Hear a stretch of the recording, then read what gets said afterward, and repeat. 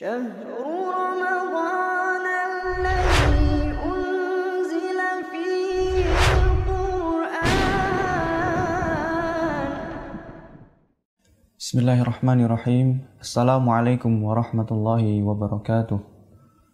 Bismillah, walhamdulillah, wassalatu wassalamu ala al-mabu'uthi rahmatan lil alamin, nabiyina Muhammad wa ala alihi wa ashabihi ajma'in. Ikhwani fillah, rahimakumullah. Alhamdulillah, suatu kenikmatan yang besar yang Allah berikan kepada kaum muslimin bertemunya kita dengan bulan Ramadan.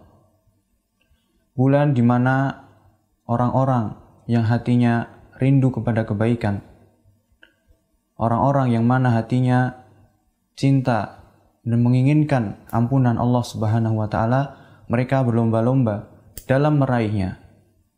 Dan semoga Allah jadikan kita termasuk orang-orang yang bergegas dalam beramal soleh, khususnya di bulan suci Ramadan. Ikhwani fillah, menjadi sosok pembuka pintu kebaikan dan penutup pintu keburukan adalah cita-cita setiap orang beriman. Lalu, bagaimanakah agama kita membahas tentang hal tersebut? Mari kita simak hadis Nabi SAW dari sahabat Anas bin Malik radhiyallahu anhu, bahwasanya beliau SAW bersabda, "Inna minan nasi nasan mafatiha lil khairi maghaliqa lisyarr, wa inna minan nasi nasan mafatiha lisyarr maghaliqa lil khair." Sesungguhnya ada di antara manusia menjadi pembuka pintu kebaikan dan penutup pintu keburukan. Dan ada di antara manusia menjadi pembuka pintu keburukan dan penutup pintu kebaikan. Ahibati fillah rahimakumullah, mari kita simak penjelasan hadis ini. Apakah yang dimaksud kebaikan dalam hadis ini?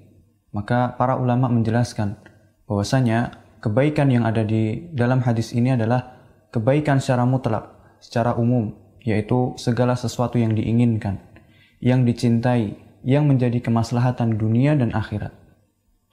Maka sebagai contoh, kita dapati orang-orang yang kita senantiasa berharap menginginkan kebaikan dari orang tersebut. Orang-orang yang senantiasa siap membantu orang-orang di sekitarnya ketika melihat orang lain kesusahan. Orang-orang yang senantiasa menunjukkan kepada kebaikan. Bahkan lebih dari itu, orang-orang yang senantiasa membawa nasihat bagi orang-orang di sekitarnya, menunjukkan kepada orang-orang di sekitarnya untuk senantiasa beramal soleh, memotivasi orang-orang di sekitarnya untuk bergegas dalam kebaikan. Maka di kelanjutan hadisnya, Nabi SAW menjelaskan apa balasan bagi orang seperti ini. Fatuba liman ja'alallahu miftahal khairi ala yadayhi. Maka kebaikan, beruntung, yaitu surga bagi siapa yang Allah jadikan kunci kebaikan itu ada pada tangannya.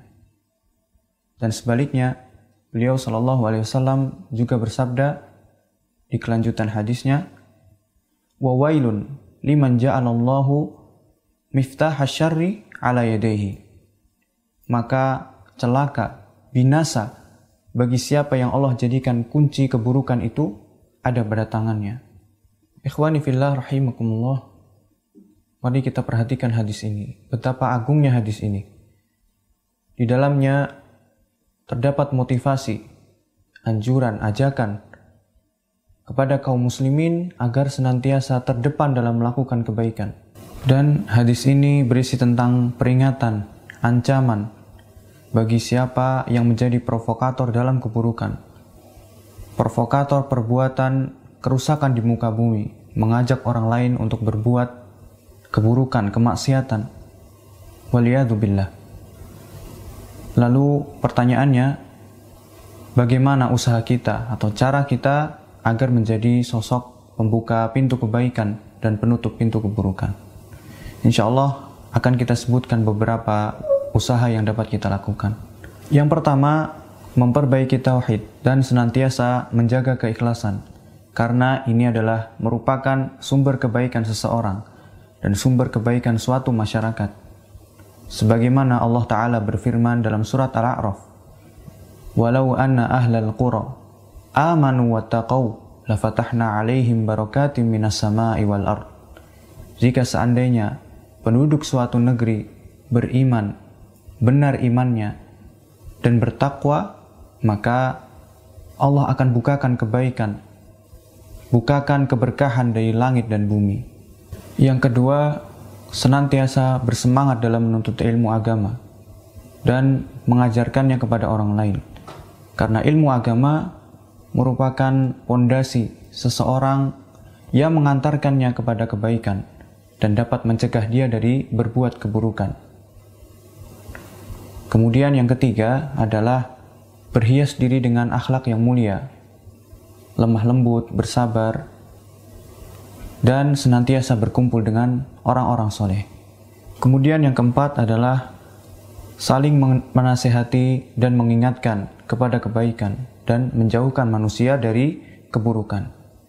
Kemudian yang kelima adalah mengingat bahwasanya setiap perbuatan kita akan dibalas dengan yang semisal.